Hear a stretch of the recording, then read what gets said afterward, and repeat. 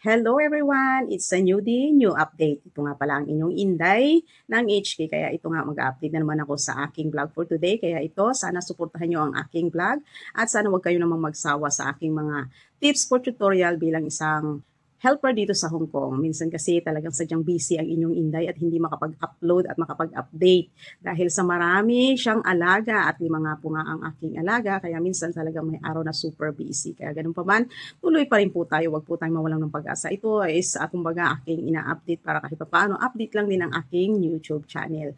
Itatry natin kung talagang masusuportahan ba din tayo ng ating mga social medias, lalo na ang ating mga manunood kung magugustuhan ba nila. Pero para sa akin, tuloy lang po kung tayo nasimulan na natin, huwag tayong susuko at tuloy lang. Medyo matagal na ginawa ko ang aking YouTube channel. Siguro 2023 kaso nga wala akong mga idea kung ano ang aking i-upload. Dati nag-upload ako ng mga travels ko pero parang napagod ako at medyo sabi ko parang wala yatang nanonood. Kaya ito susubukan ko mag-update ng mga tutorial tips sa mga kapwa ko mga OFW na kailangan natin tibayan ang ating loob, lakas lang at go lang. Huwag po tayong mawala ng pag-asa at iwasan natin maging stress. Ganun lang po ang ating kailangan para kahit paano happy tayo at hindi naman tayo masyadong malungkot.